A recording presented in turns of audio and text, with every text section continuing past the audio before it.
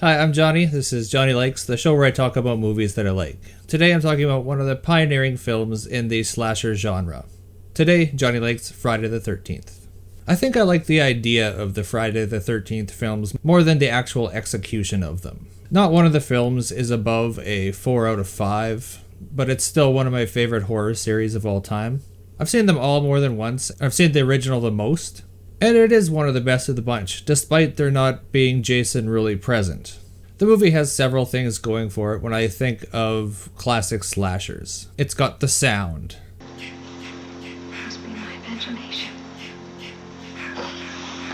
It's got the camp setting. It's got the horny young people who also drink and do drugs. It's got the killer point of view camera shots. It's got the Henry Manfredini Psycho ripoff score.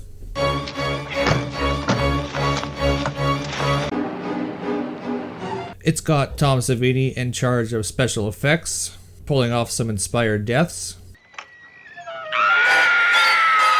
Basically, all the elements of the classic slasher film are here. Well, not everything. What it's actually missing is some tension and scares. It's pretty tame by today's standards. At the time of release, I'm not sure how scary it was. I get the feeling that it was just kind of a movie that kids would go to the drive-in and make out with and kind of make fun of. It never really seemed all that scary to me, which makes sense to me. It was just supposed to be a quick cash grab to ride on the coattails of Halloween from the couple of years before. And somehow it turned into this huge juggernaut of a franchise that spawned 9 sequels and a remake. No one thought that would ever happen. No one could have guessed that. And the weirdest thing about it is that the villain that the series is most famous for doesn't even appear until the 3rd film. First film, it's the mom. Second film, it's Jason with a bag on his head, like looking like Elephant Man. It's not until the 3rd film that he dons the classic hockey mask that we all know. How does that even happen? If Nightmare on Elm Street didn't have Freddy Krueger, would there be a bunch of sequels? If Child's Play didn't have a killer doll, would there be a bunch of sequels? I somehow doubt it. I doubt they'd even be successful in the first place. So it's a weird franchise in that regard. I remember seeing these movies in the video store, and they always looked so tantalizing on the horror shelf. Something about the covers just drew my eye. Just the idea of Jason kind of captivated me in a way that the other horror villains just didn't, for whatever reason.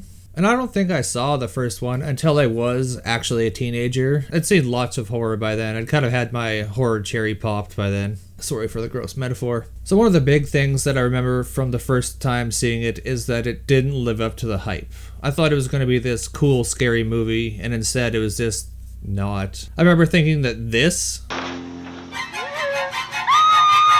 was the thing that spawned all these movies. How is that even possible?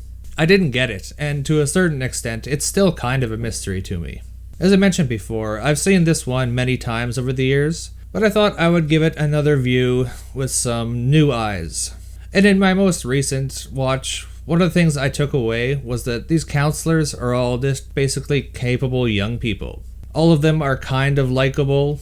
Sure, they drink, smoke, and mess around, but they're very kind of business-oriented. They're there to do the job, but they're also going to have fun at night. There was one scene that kind of illustrated this point for me. It's where they're playing the strip Monopoly. It starts to rain, and one of them realizes that they've left the cabin windows open, and that's the end of the game. There's no, I'll be back in 5 minutes. It's, oh, we'll have to finish this another night. Night's over. And there's no argument from the other people. If this was a different movie, that's not how that scene would have went down.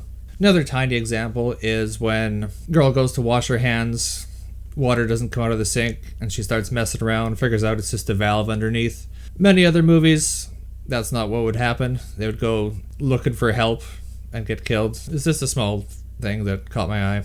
That these characters were capable and kind of likable was interesting because often characters in slashers can be dumb, annoying, jerks, or a combination thereof. And that wasn't the case here. These were all just normal young people. This is one of the things that works in the film's favor as well. You aren't rooting for the killer to come and take these people out. It's not like I was super attached to any of the cast, but I was mildly sad when I saw them get taken out. One of the things that the film doesn't have going for it is that the characters were not memorable for me. There was the one goofy guy, and there was a bunch of girls, and Kevin Bacon. I think the final girl is named Alice. The acting wasn't memorable either.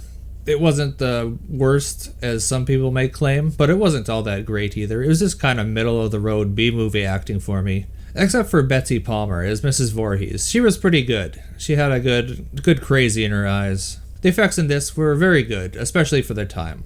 Although, with high definition and plasma TVs, all the newfangled stuff we got, you can see all the seams in the effects. Grit and film grain work wonders on movies such as this. My favorite kill in this is Kevin Bacon's death, where he's laying on the cot and he gets stabbed through the neck from underneath. And you can see it stretch through and blood comes out. It's gross. It's a cool scene. Seeing it on VHS on a small screen TV looked 100% real. Seeing it on a 60-inch plasma, yeah, it's not so real anymore. It's just a fact of older movies like this. In terms of what's actually disturbing in the film, the only thing that bugs me is that they obviously actually killed a live snake on film. Not cool. The film's most memorable scene, and probably my favorite, is the twist ending, where I think it's Alice is in a canoe floating on the lake at dawn or shortly after, whatever. Super still, very calm, and then Jason pops out and he's all covered in algae. It's all gross, and he grabs her. Literally the scariest thing in the movie, and it might not even have happened. I think it's debatably a dream sequence. There's an argument to be made. And since it happens right at the end, it always leaves me with a slightly better impression of the movie than it really deserves. I'm not sure if this is just me, or if this is a widespread phenomenon. Up to that point, if you just ended the movie, I'd be like, so-so. After that little ending, it kind of just bumps it up just a little bit. The cha-cha-cha, ka-ka-ka sound effect, that's one of the highlights of the film for me. I think that's one of the most memorable things. And just to clarify, what's actually being said is kill, kill, kill, mommy, mommy, mommy, at least according to Henry Manfredini. I think that's one of the interesting things about that little sound, is that everyone had their own interpretation of what it was, at least for me growing up. You'd hear it from a friend's older brother or a cousin or something like that. And they would say whatever they thought it was with such authority, like they had insider information. And I'm sure it's this someone's older brother told them. This is a funny little thing about growing up in the 90s. Yeah, I don't know. I don't got too much more else to say about this. I'd say it's a 3.5 out of 5. I think that's a fair rating.